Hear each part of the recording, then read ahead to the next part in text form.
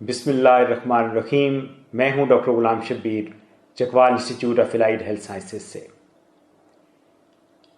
ہم نے ایک لیکچرز کا سسٹم شروع کیا تھا، لیکن اس میں ایک طویل گیپ آ گیا۔ اس گیپ کی وجہ کچھ تو میری مصروفیت تھی اور کچھ سستی تھی۔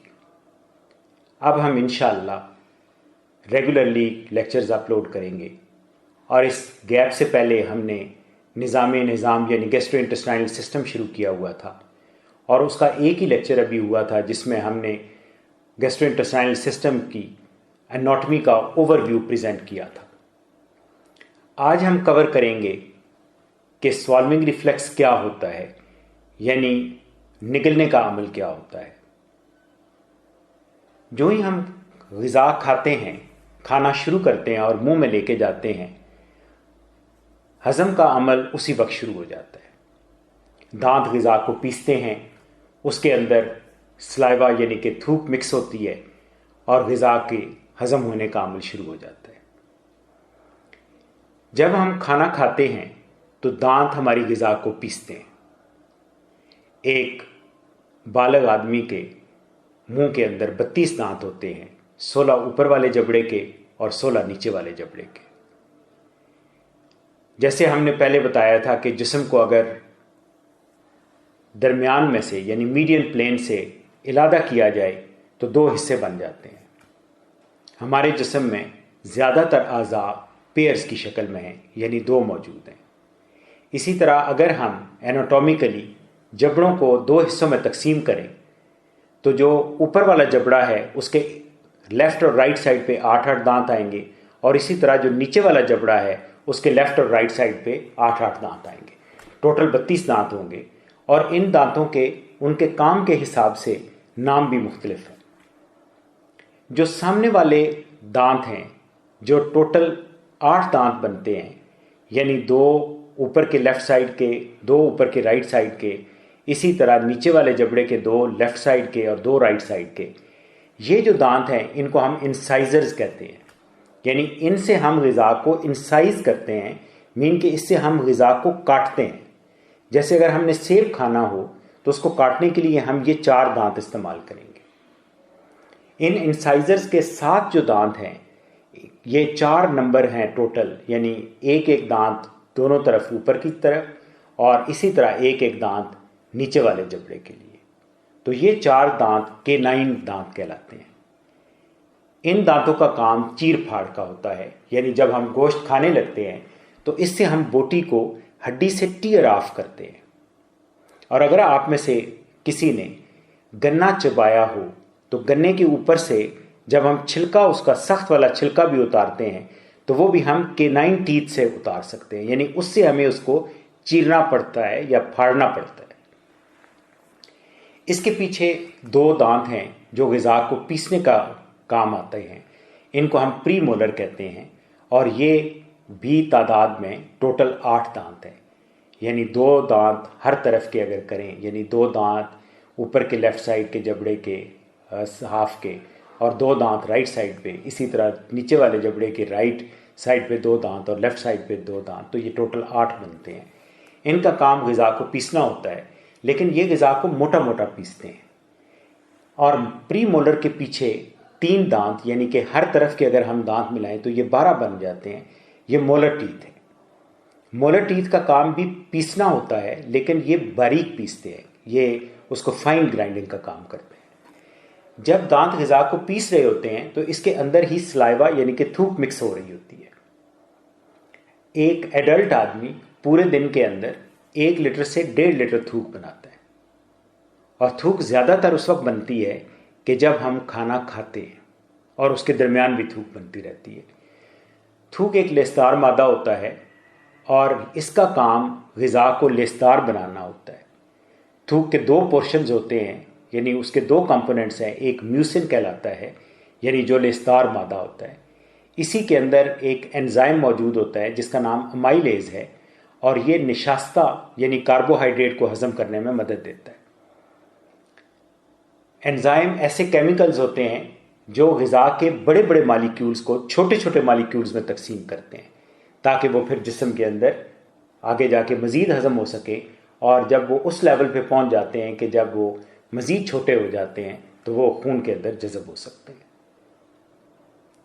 اور تھوک کے اندر جو پانی ہوتا ہے وہ غذا کے اندر ان کیمیکلز کو جن کے اندر یا جن کی وجہ سے ذائقہ بنتا ہوتا ہے وہ ان کو حل کرتا ہے، اور پھر زبان کے اوپر جو ایسے اعضاء یا ایسے اپریٹس لگا ہوا ہے جس سے ہم ذائقہ محسوس کرتے ہیں، جس کو ٹیسٹ بڈز کہتے ہیں، وہاں جا کے وہ سلوشن کی شکل میں ان کو سٹیمولیٹ کرتا ہے، اسے ہم ذائقہ محسوس کرتے ہیں.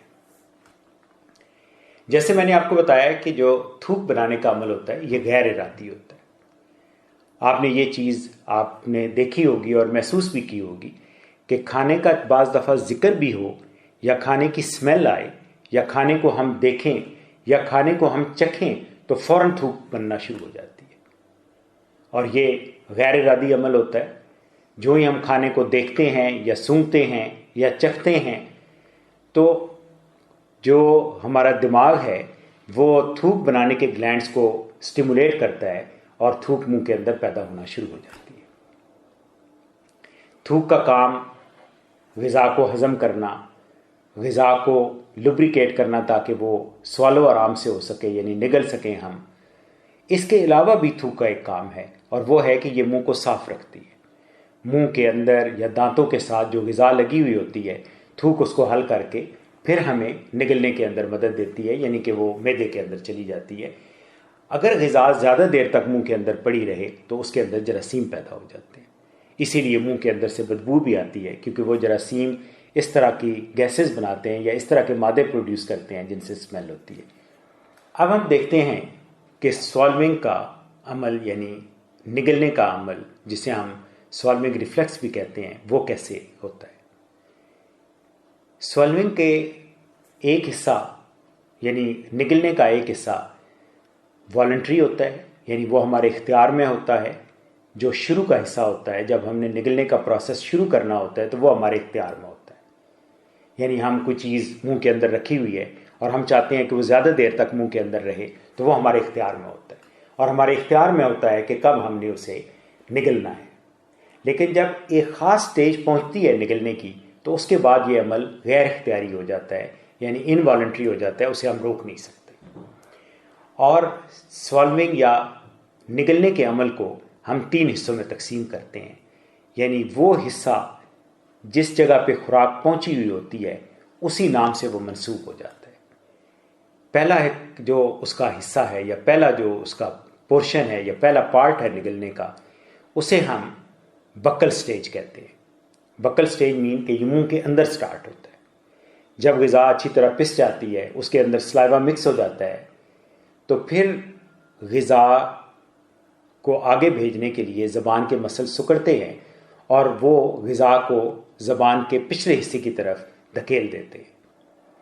اب خوراک زبان کے پچھلے حصے کی طرف اور سافٹ پیلٹ کے اندر، یعنی کہ جو تالو کا وہ حصہ جو گوشت سے بنا ہوا ہوتا ہے اس حصے کے اندر، اور جو فیرنکس ہے یعنی کہ گلے کے بالکل پچھلے حصہ جو ہے اس کو فیرنکس کہتے ہیں، وہاں تک غذا پہنچ جاتی ہے. اس سے پہلے کا عمل یعنی زبان کا سکڑنا یہ اختیاری تھا، والنٹری تھا. جب غذا فیرنکس تک پہنچ جاتی ہے یعنی گلے کے اندر تک پہنچ جاتی ہے تو پھر غیر اختیاری ہو جاتی ہے. جب غذا زبان کے پچھلے حصے سافٹ پیلٹ اور فیرنکس کے درمیان پہنچتی ہے تو فیرنکس کے مسل سکڑتے ہیں اور وہ غذا کو نیسوفیگس کی طرف دھکیلتے ہیں. اس پروسیس کے اندر جو سافٹ پیلٹ ہے وہ ناک کے پچھلے حصے کو کور کر لیتی ہے تاکہ غذا ناک کی طرف نہ جائے، اور جو لیرنکس ہے جو سانس کی نالی کا اوپر کا حصہ ہے وہ اوپر کی طرف اٹھتا ہے اور ایپیگلوٹس سے کور ہوتا ہے، اور یوں غذا سانس کی نالی میں جانے سے رک جاتی ہے اور غذا ایسوفیگس میں چلی جاتی ہے. یہ سارا پروسیس دماغ کے کنٹرول میں ہوتا ہے، اور دماغ جو سگنلز بھیجتا ہے وہ ان نروز کے تھرو یا ان اعصاب کے تھرو فیرنکس تک اور زبان کے پچھلے حصے تک بھیجتا ہے، جن کو ہم کرینیل نروز کہتے ہیں.